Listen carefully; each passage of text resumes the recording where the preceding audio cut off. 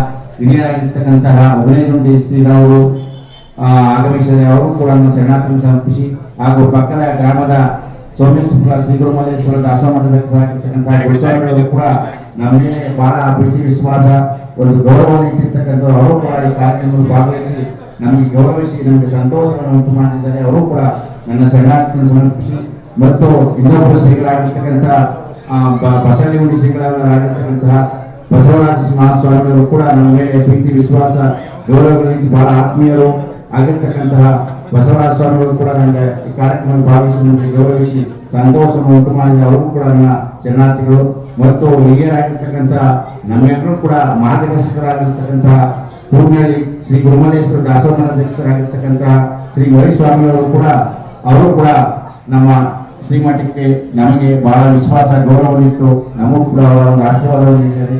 ಅವರು ಕೂಡ ನನ್ನ ಶರಣಾರ್ಥಿಗೆ ಸಮರ್ಪಿಸಿ ಮತ್ತು ಏಕಗಳಿ ಗ್ರಾಮದ ಶ್ರೀ ಮೂರ್ತಿ ಸ್ವಾಮಿಗಳು ನಮ್ಮ ಒಂದು ಪ್ರೀತಿ ವಿಶ್ವಾಸಕ್ಕೆ ಗೌರವ ನಿಂತಿದ್ದಾರೆ. ಅವರು ಕೂಡ ನನ್ನ ಶರಣಾರ್ಥಿಗಳನ್ನು ಸಮರ್ಪಿಸಿ ಹಾಗೂ ಸಿಂಧುವಳ್ಳಿ ಗ್ರಾಮದ ಶಿವಕುಮಾರ ಮಹಾಸ್ವಾಮಿಗಳು ಕೂಡ ನಮ್ಮ ಮೇಲೆ ಬಹಳ ಆತ್ಮೀಯರು. ಯಾವುದೇ ಕಾರ್ಯಕ್ರಮಗಳಲ್ಲಿ ಆದರೂ ಕೂಡ ನಮ್ಮ ಶ್ರೀಮಠಕ್ಕೆ ಬಂದು ಆಗಮಿಸಿ ಕಾರ್ಯಕ್ರಮವನ್ನು ಯಶಸ್ವಿಗೊಳಿಸಿದ್ದಾರೆ ಮತ್ತು ನಮಗೆ ತುಂಬಾ ವಿಶ್ವಾಸವಿಟ್ಟು ನಮಗೆ ಗೌರವಿಸಿದ್ದಾರೆ.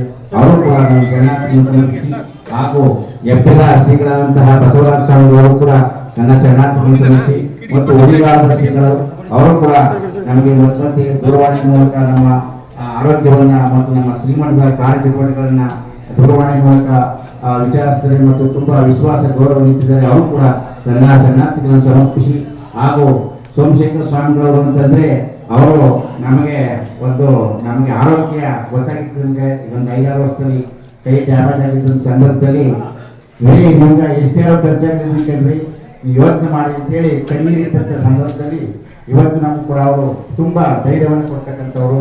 ಅವರು ನಮ್ಮೆಲ್ಲರಿಗೂ ಸುತ್ತಮುತ್ತ ಮಠದವರಿಗೆಲ್ಲರೂ ಕೂಡ ಮಾರ್ಗದರ್ಶಕರು ಮತ್ತು ಸಂತೋಷವನ್ನು ಮಾತನಾಡ್ತಕ್ಕಂಥದ್ದು ಪ್ರೀತಿ ವಿಶ್ವಾಸವುಳ್ಳವರು. ಏನೇ ಕಾರ್ಯಕ್ರಮಗಳನ್ನು ಧೈರ್ಯ ಕೊಡ್ತಾರೆ, ಏನೇ ಸಮಸ್ಯೆಗಳಾದ್ರೂ ಕೂಡ ಅವ್ರಿಗೆ ನಾವು ಹಂಚಿಕೊಳ್ತೀವಿ. ಅವರು ಶಿವರಾತ್ರೀಶ್ವರ ಧಾರ್ಮಿಕ ರೀತಿಯಲ್ಲಿ ಒಂದು ಲಿಂಗಾಡೆ ಮತ್ತು ಎಲ್ಲ ಧಾರ್ಮಿಕ ಪ್ರವಚನ ಇರ್ತಕ್ಕಂಥದ್ದು ನಮ್ಮ ಮಠದಲ್ಲಿ ಶ್ರಾವಣ ಮಾಸ ಕಾರ್ಯಕ್ರಮಗಳನ್ನು ಮಾಡಿದ್ರು ಕೂಡ ನೀವು ಅವರ ಪ್ರವಚನವನ್ನು ಕೇಳಿದಿರಿ.